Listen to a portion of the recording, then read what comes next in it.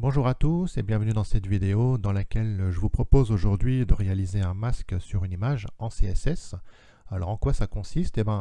C'est comme si on faisait un masque d'écrêtage sur Photoshop. Un masque d'écrêtage, qu'est-ce que c'est? C'est tout simplement mettre une image dans une forme et c'est ce qu'on va faire là en CSS. Donc pour ça j'ai préparé mon projet, ma page HTML, ma feuille de style. Ici j'ai ma structure de base avec donc le lien vers ma feuille de style. Et j'ai mon dossier images dans lequel on trouve les images sur lesquelles on va travailler. Donc j'ai mis des photos de masques. Et puis surtout cette image ici au format PNG, donc notre forme, donc une image noire sur fond transparent. Voilà. Donc on va commencer ici à mettre notre HTML. Donc on va commencer par mettre une div de classe container. Comme ceci, et puis dans cette div, je vais mettre mes photos, là, mes masques sur 3 colonnes. Donc on va faire 3 divs. 3 divs, donc avec une classe masque.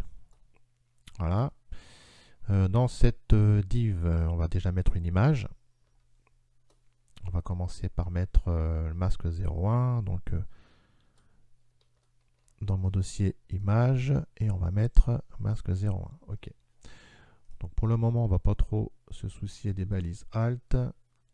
Et puis ça, je vais le recopier comme ceci. Et ici, j'aurai mon image 2 et mon image 3. Voilà.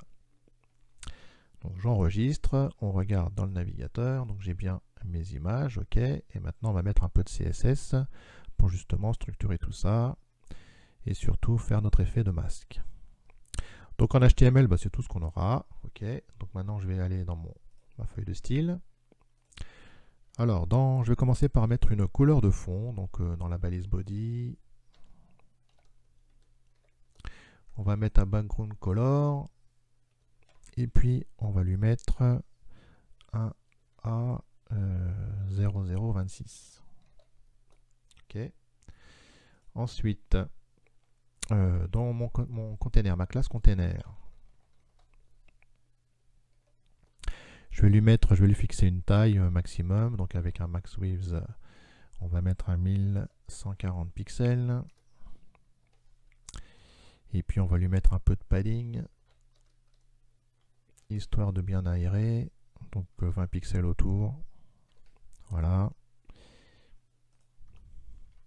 Et puis je vais vouloir centrer tout ça. Donc je vais faire un margin 0 et puis auto. Voilà, donc déjà avec ça, j'ai maintenant mon contenu qui est centré dans ma page. Ok.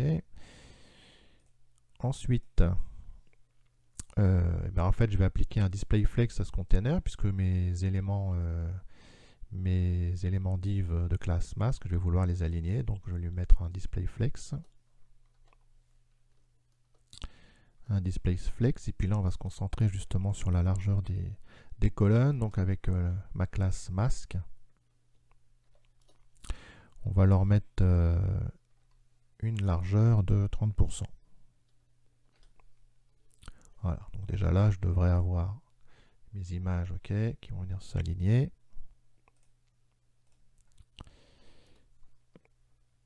Ensuite, ici, je vais mettre un justify content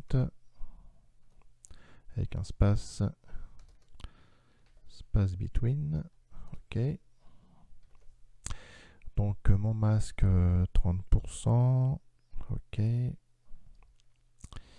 Et là mes images, puisque là si je regarde,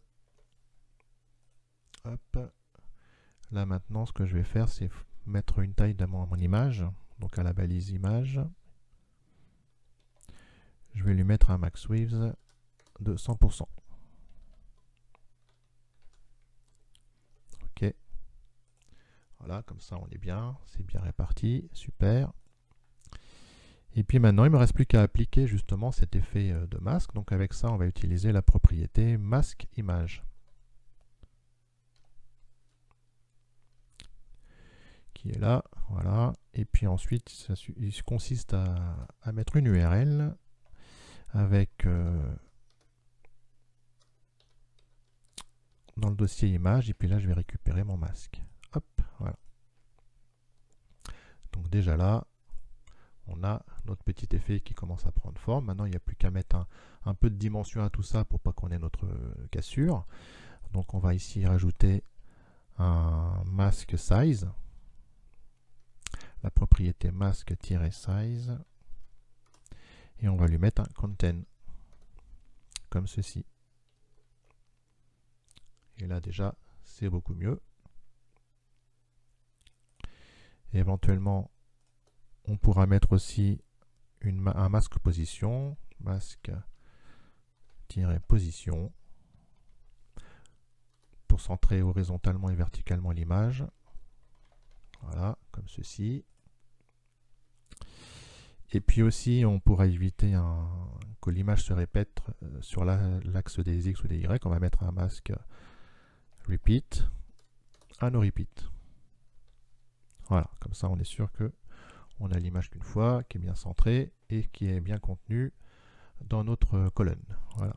Donc si je revérifie, on a quelque chose de sympa. Et si je prends les outils de développeur, on a même quelque chose de responsive. Hein, ok, l'image va venir s'adapter à votre taille d'écran. Voilà.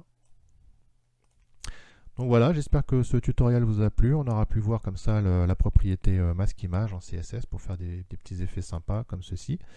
Donc en tous les cas, mettez un petit j'aime si vous avez bien aimé. Et puis je vous retrouve très bientôt dans une prochaine vidéo.